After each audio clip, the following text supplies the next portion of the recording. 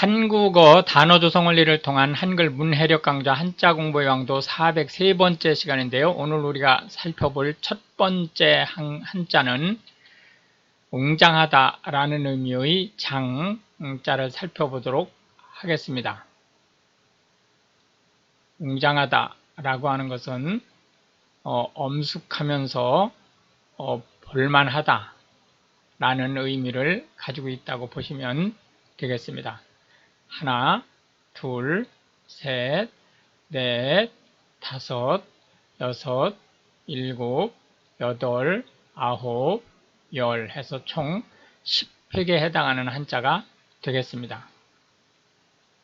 장중하다, 웅장하다 그런 의미의 장자를 살펴보고 있습니다. 장엄하다 라고 하는 것은 크게 엄숙하다 라는 뜻을 가지고 있고요. 웅장하다 라고 하는 것은 그 규모가 크면서 엄숙한 것을 얘기합니다. 장중하다 라고 하는 것은 엄숙하면서도 전체적인 분위기가 무거운 것을 얘기하고요. 장원이라고 하는 것은 통상 우리가 중세를 얘기할 때의 그 기본적인 경제 체제를 얘기하는데 농지를 중심으로 해서 그 농지 기반의 어떤 영주가 그 다스리던 한 지역을 얘기하고요. 또 하나는 그 영주가 사는 저택을 장원이라고 부르기도 합니다. 별장이라고 하는 것은 주로 경치가 좋은 곳에서 심신을 릴렉스하기 위해서 별도로 지어놓은 집을 얘기합니다. 그러니까 평소에 사는 집하고는 조금 차이가 있는 거죠. 산장이라고 하는 것은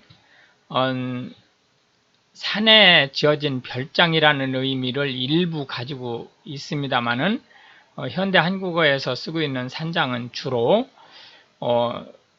등산객을 대상으로 해서 대피, 그러니까 재난이라든지 이런 때 눈이 온다든지 비가 갑자기 많이 온다든지 할 때 몸을 피할 수 있으면서 잠깐의 어떤 욕이라든지 필요할 경우는 이제 숙박을 함께 할 수 있는 그러한 건물을 얘기하고요. 경교장이라고 하는 것은 경희궁 옆에 있는 우리나라 그 일종의 그 보존을 위한 주택을 얘기합니다만은 이제 오늘 얘기하려고 하는 것은 그것보다는 이 뒤에 장자가 붙으면 큰 저택이라든지 또는 이제 호텔이 그 일종의 이제 외국인들을 대상으로 하는 우리나라로 보면 이제 무궁화 호텔 이런 관광 호텔이 들어오기 전에 그 큰 여관들의 이름을 끝에 장자를 이제 많이 붙였다는 것을 보여드리기 위해서 가져온 거고요. 장릉이라고 하면 영월, 강원도 영월에 있는 조선 단종의 그 무덤을 얘기한다 이렇게 보시면 되겠습니다. 장자는 춘추전국 시대에 노자와 함께 도교의 설립자로 알려져 있습니다. 그래서 이제 웅장하다라는 의미의 장자에 대한 상대 개념으로는 초라하다라는 의미의 료자를 들어 보았습니다. 두 번째로 체크할 한자는 밝다라는 의미의 철자를 들어 보겠는데요. 여기서 밝다라고 하는 것은 물리적으로 빛이 있어서 밝다라는 의미보다는 사리에 밝다라는 의미의 밝다라는 한자로 보시면 되겠습니다. 하나, 둘, 셋, 넷, 다섯, 여섯, 일곱, 여덟, 아홉, 열 해서 총 10획에 해당하는 한자가 되겠습니다. 해서 지식에 밝다, 마음이 밝다, 정신이 건전하다, 그런 의미의 철자를 들어보고 있습니다. 철학이라고 하는 것은 인생사에 대한 전반적인 주제를 가지고 생각을 하고 체계화하는 그러한 학문을 얘기하고요. 철학은 워낙 사람의 본분이라든지 이런 것들과 관련된 거기 때문에 학이라는 말이 붙었다 할지라도 반드시 학문이라고 얘기하진 않고요. 현대 한국어에서 철학 그러면은 당연히 그 학문으로서의 철학이 있는 반면에 어떤 인생을 살아가는 데 있어서 무엇인가에 대한 가치관을 가지고 있고 뚜렷한 의견을 가지고 있을 때 그걸 철학이란 말로 사용하고 있다, 이렇게 보시면 되겠습니다. 철학자라고 하면 철학을 전문적으로 하는 사람 또는 아주 고귀하거나 또는 인생의 본을 받을 수 있는 그 사상을 가지고 있는 사람을 얘기한다고 보시면 되겠고요. 명철이라고 하는 것은 지혜로움을 얘기한다고 보시면 되겠습니다. 스콜라 철학은 이제 밑에 나와 있는 교부 철학에 의해서 정립된 철학들을 얘기하고요. 교부 철학이라고 하는 것은 가톨릭의 교부들에 의해서 이제 형성된, 교부가 이제 신부, 그러니까 프로테스탄트의 목사와는 달리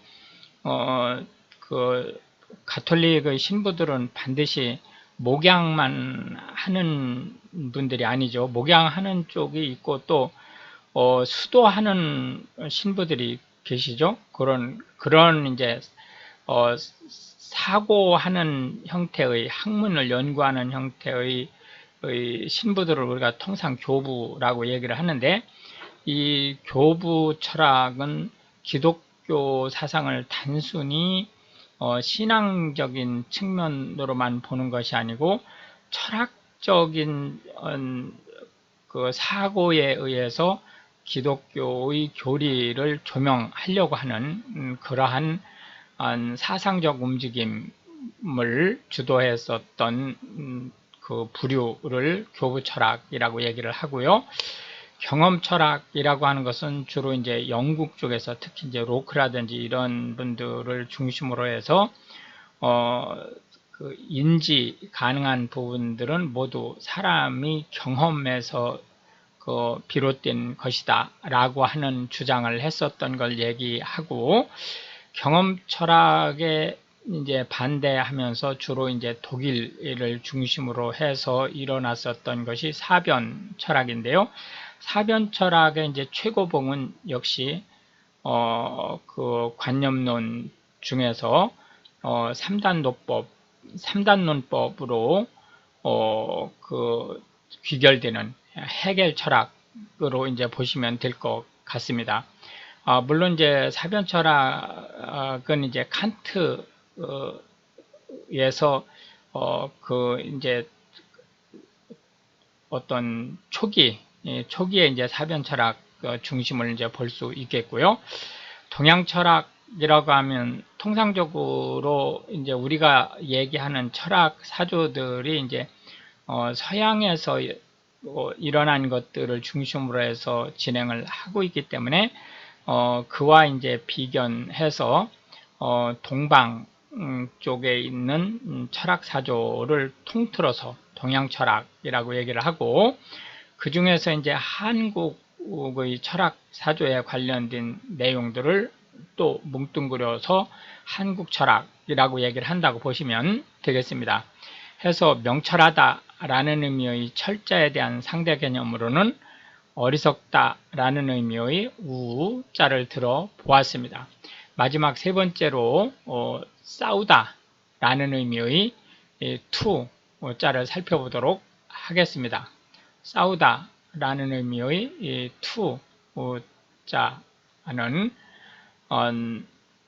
물리적으로 싸우는 것 뿐만이 아니고 정신적으로 또는 추상적인 싸움, 즉 논쟁이라든지 이런 것들을 모두 포함하는 한자로 보시면 되겠습니다. 하나, 둘, 셋, 넷, 다섯, 여섯, 일곱, 여덟, 아홉, 열, 열하나, 열둘, 열셋, 열넷, 열다섯, 열여섯, 열일곱, 열여덟, 열아홉, 스물 해서 총 20획에 해당하는 한자가 되겠습니다. 때로는 이거를 일종의 문문자로 쓰는 분들이 계실 수 있어요. 그렇기 때문에 이렇게 쓴 것도 역시 마찬가지로 싸움투자로 읽으시면 되겠습니다. 투쟁하다 라고 하는 것은 싸우다 라는 뜻인데 난타하다 그런 의미보다는 무엇인가 목적을 가지고 그 목적을 달성하기 위해서 싸우는 것을 통상 우리가 투쟁이라고 얘기를 합니다. 권투라고 하는 것은 예전에는 이제 맨손 또는 이제 붕대만 감는 형태로 싸웠었는데 그게 지나치게 이제 타격력이 높기 때문에 이제 지금은 글러브, 장갑을 끼고 하죠. 해서 배꼽 상단 부분만 그리고 이제 앞쪽, 뒤쪽이 아니고 이제 앞쪽을 기본적으로 타격할 수 있는 스포츠를 얘기한다고 보시면 되겠고, 암투라고 하면 자기의 이익을 도모하기 위해서 상대적으로 이제 비열한 투쟁 방법들을 동원하는 것을 얘기합니다. 고군분투라고 할 때 이 고는 외로운 이게 군대죠. 그러니까 외로운 군대라고 하니까 실제 전세가 불리함에도 불구하고 지원군을 받을 수 없는 상태에 놓인 군대를 얘기하죠. 이 아주 훌륭하게 싸우다라는 뜻으로 외부의 지원을 받을 수 없는 어려운 상황에서도 훌륭하게 싸우는 것을 얘기합니다. 파투라고 하는 것은 화투, 일본에서 들어온 한국의 일종의 이제 전통 놀이가 된 그 화투에서 화투장을 던져서 실제 화투가 더 이상 진행되지 못하게 한다라는 의미를 가지고 있죠. 해서 실제 파투내다라고 하는 것은 일의 진행을 엉망으로 만들다, 종결시키다, 일을 종결시키다. 여기서 이제 종결이라고 하는 것은 자연스럽게 종결을 짓게 하는 것이 아니고 누군가의 방해에 의해서 어쩔 수 없이 종결되는 그런 걸 얘기하죠. 라는 의미로 보시면 되겠습니다. 전투라고 하는 것은 무장된 군대가 싸우는 것을 얘기하고요. 전투는 단위로 이루어지죠. 하기 때문에 전쟁이라고 하는 것은 하나 이상의 전투로 이루어진다고 보시면 되겠습니다. 투지라고 하는 것은 싸우려고 하는 의지를 얘기하고요. 투혼과 투지는 사실상 같은 의미로 쓰입니다. 그러나 이제 투지가 주로 어떤 생각, 싸우려고 하는 생각을 가지고 있다, 의욕을 가지고 있다. 그런데 반해서 투혼이라고 하면 정신과 영혼을 불살라서 싸우다 라는 의미로 보다 좀 차원이 높은 형태의 투지, 이를 투혼이라고 얘기한다고 보시면 되겠습니다. 격투라고 하는 것은 서로 물리적으로 치고받는 것을 얘기하고요.